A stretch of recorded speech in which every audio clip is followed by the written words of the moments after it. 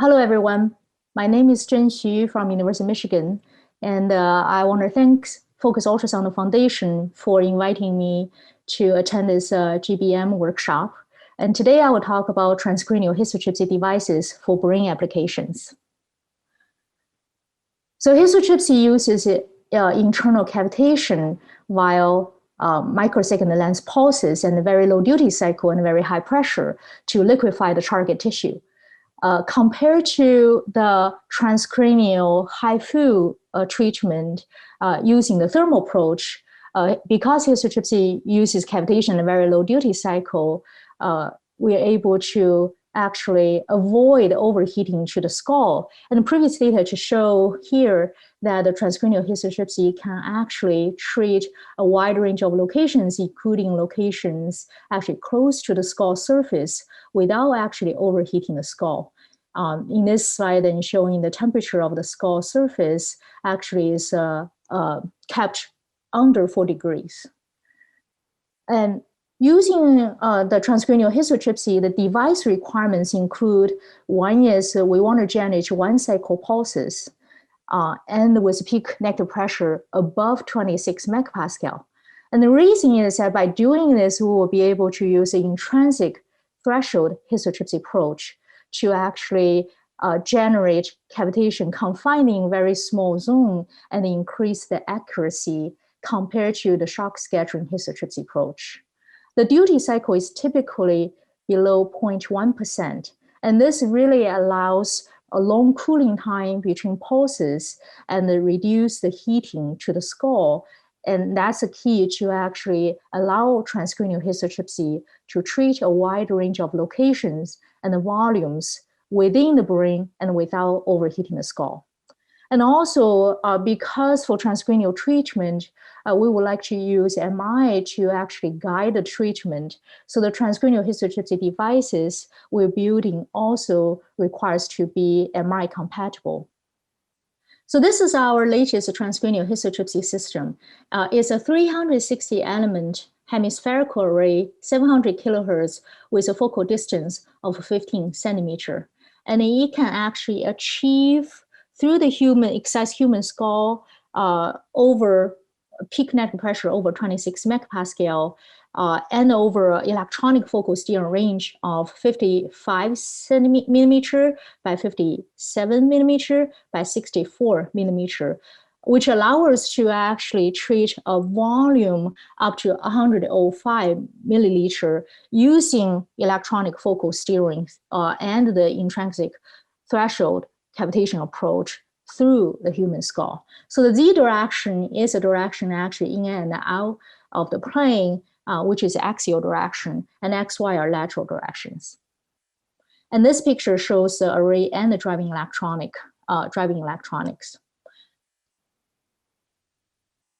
And we were using this transcranial array to perform a set of experiments as MRI-guided transcranial histotripsy in the in vivo pig brain. And because of the pig brain, pig skull is so flat and thick and cannot penetrate through the ultrasound, unlike the human skull, we actually truncated the array and removed the elements from the outer rings because those elements will be blocked by the pig skull, even after we perform craniotomy to create opening, and they will still be blocked by the remaining of the pig skull.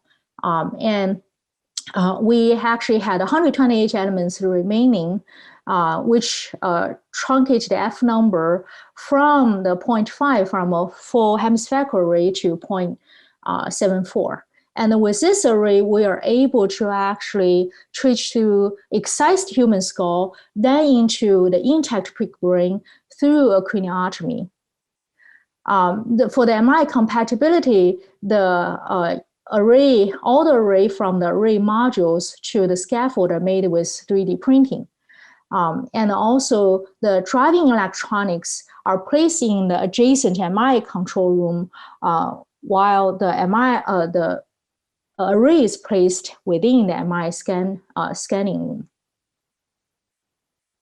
We characterize this transcranial MI guided histotripsy system with a 128 element array And through the skull, with aberration correction, we can generate up to 72 peak negative pressure with a focal zone size of 2 by 2.5 by 7.5 millimeter and the electronic focal steering range of 37 millimeter by 35 millimeter by 50 millimeter, with the peak negative pressure still beyond 26 megapascal.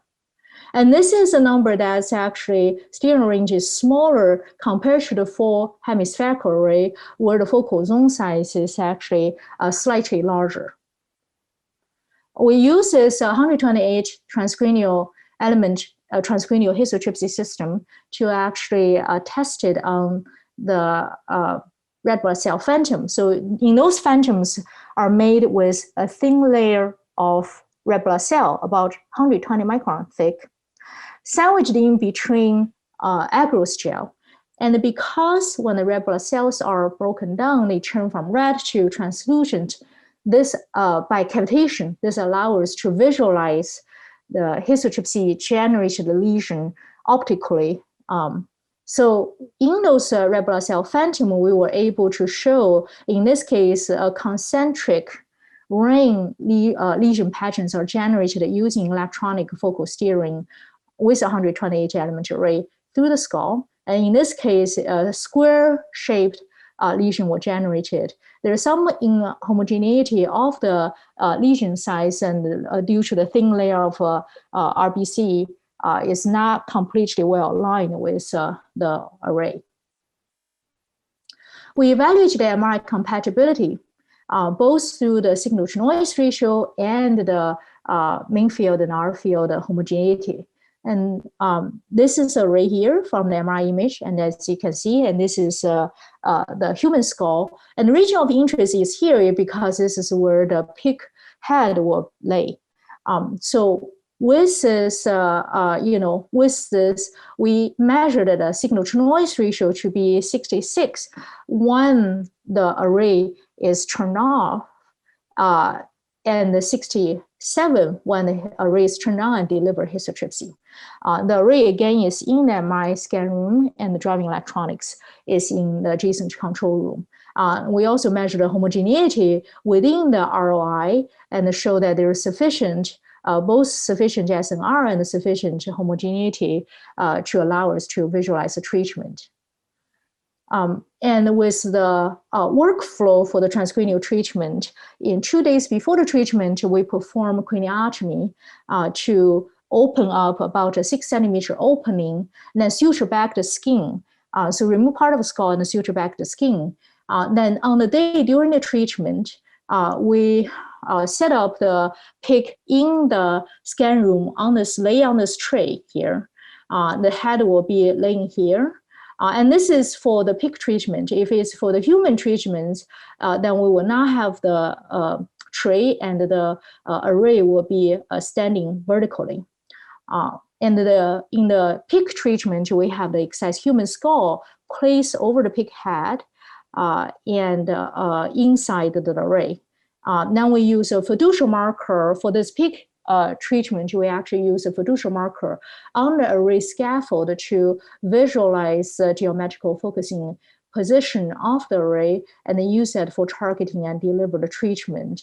And the treatment and the post-treatment scan were performed by MRI. So this is showing the MRI images. So as you can see, again, array, and then the skull and the pig brain is here.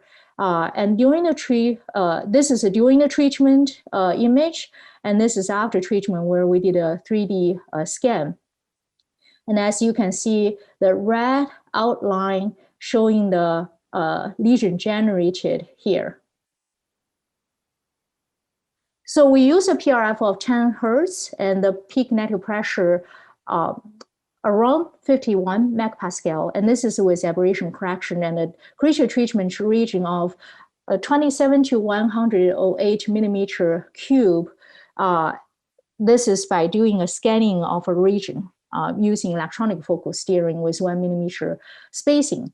And we perform experiment in 8 pigs and see the similar thing where we're able to actually use MRI to visualize the treatment zone. So this is after the treatment, the T2 weighted image.